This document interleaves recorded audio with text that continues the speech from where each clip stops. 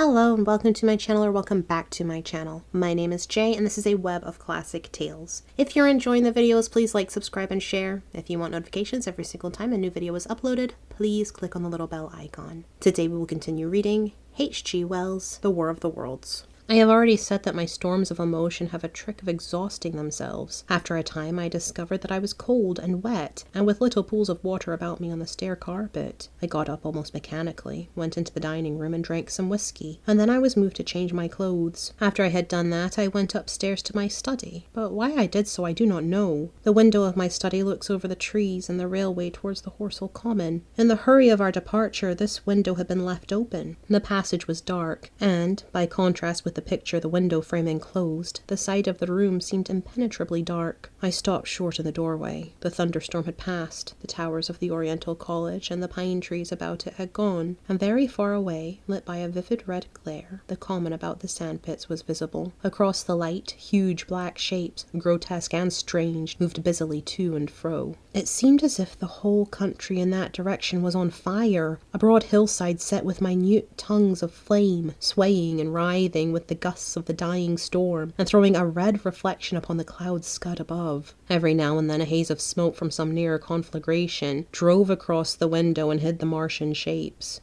I could not see what they were doing, nor the clear form of them, nor recognize the black objects they were busied upon. Neither could I see the nearer fire, though the reflections of it danced on the wall and the ceiling of the study. A sharp, resinous tang of burning was in the air. I closed the door noisily and crept towards the window. As I did so, the view opened out until, on the one hand, it reached the houses about Woking Station, and on the other to the charred and blackened pine woods of Byfleet. There was a light down below the hill, on the railway, near the arch, and several of the houses along the Maybury Road and the streets near the station were glowing ruins. The light upon the railway puzzled me at first. There were a black heap and a vivid glare, and to the right of that a row of yellow oblongs. Then I perceived this was a wrecked train, the forepart smashed and on fire, the hinder carriages still upon the rails. Between these three main centres of light, the houses, the train, and the burning county towards Cobham, stretched irregular patches of dark country, broken here and there by intervals of dimly glowing and smoking ground. It was the strangest spectacle, the black expanse set with fire. It reminded me, more than anything else, of the potteries at night. At first I could distinguish no people at all, though I peered intently for them. Later, I saw against the light of Woking Station a number of black figures hurrying one after the other across the line. And this was the little world in which I had been living securely for years. This fiery chaos. What had happened in the last 7 hours I still did not know, nor did I know, though I was beginning to guess, the relation between these mechanical colossi and the sluggish lumps I had seen disgorged from the cylinder. With a queer feeling of impersonal interest, I turned my desk chair to the window, sat down, and stared at the blackened country, and particularly at the 3 gigantic black things that were going to and fro in the glare about the sandpits. They seemed amazingly busy. I began to ask myself what they could be. Were they intelligent mechanisms? Such a thing I felt was impossible. Or did a Martian sit within each, ruling, directing, using, much as a man's brain sits and rules in his body? I began to compare the things to human machines, to ask myself for the first time in my life how an ironclad or a steam engine would seem to an intelligent lower animal. The storm had left the sky clear, and over the smoke of the burning land the little fading pinpoint of Mars was dropping into the west, when a soldier came into my garden. I heard a slight scraping at the fence, and rousing myself from the lethargy that had fallen upon me, I looked down and saw him dimly, clambering over the palings. At the sight of another human being my torpor passed, and I leaned out of the window eagerly. "Hist!" I said in a whisper. He stopped astride of the fence in doubt. Then he came over and across the lawn to the corner of the house. He bent down and stepped softly. "Who's there?" he said, also whispering, standing under the window and peering up. "Where are you going?" I asked. "Only God knows." "Are you trying to hide?" "That's it.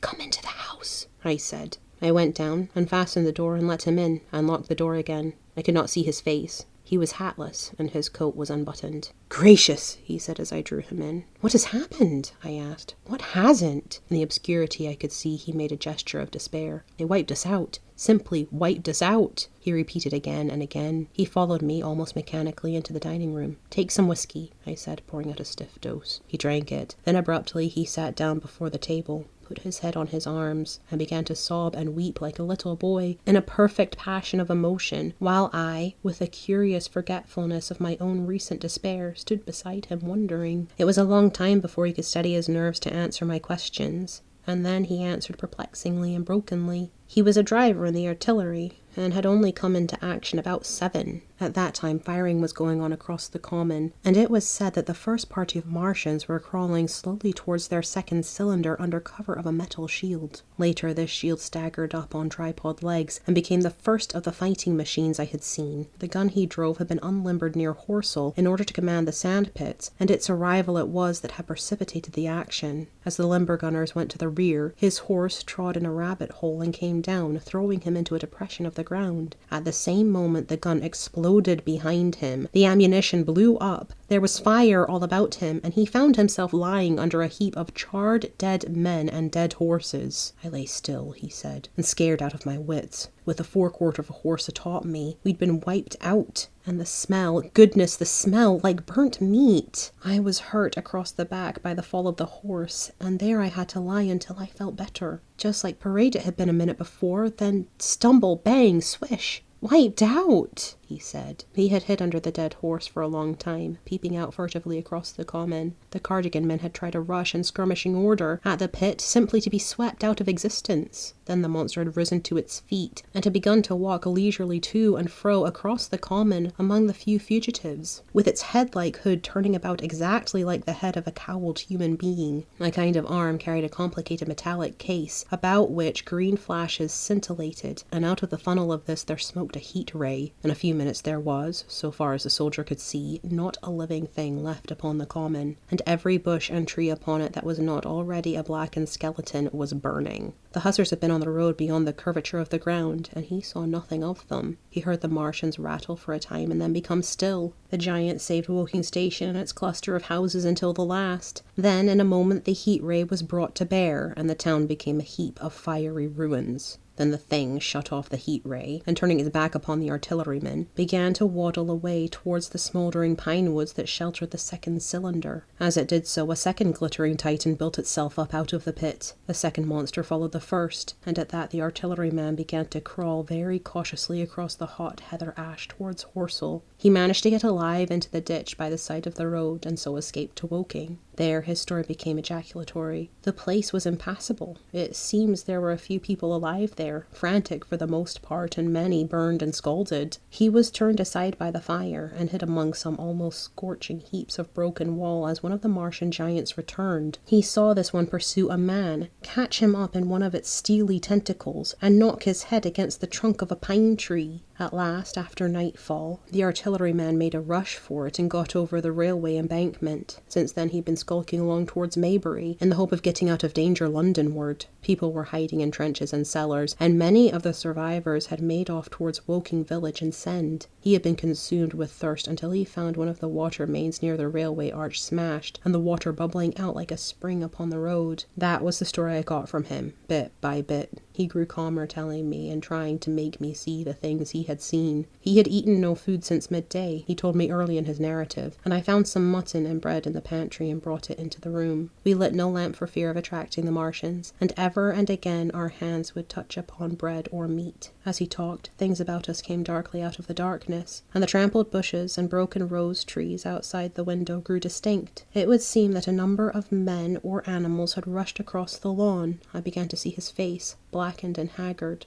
as no doubt mine was also. When we had finished eating, we went softly upstairs to my study, and I looked again out of the open window. In one night the valley had become a valley of ashes. The fires had dwindled now. Where flames had been, there were now streamers of smoke, but the countless ruins of shattered and gutted houses, and blasted and blackened trees that the night had hidden stood out now gaunt and terrible in the pitiless light of dawn. Yet here and there some object had had the luck to escape. A white railway signal here, the end of a greenhouse there, white and fresh amid the wreckage. Never before in the history of warfare had destruction been so indiscriminate and so universal. And shining with the growing light of the east, 3 of the metallic giants stood about the pit, their cowls rotating as though they were surveying the desolation they had made. It seemed to me that the pit had been enlarged, and ever and again puffs of vivid green vapor streamed up and out of it towards the brightening dawn, streamed up, whirled, broke and vanished. Beyond were the pillars of fire about Cobham. They became pillars of bloodshot smoke at the first touch of day. Thank you for listening. This has been H.G. Wells, The War of the Worlds, Book 1, Chapter 11. I've been Shay. This has been a Web of Classic Tales. Like, subscribe, share, comment, click the notification bell. I hope you're having a fantastic day. Have a nice life, and I'll see you next time.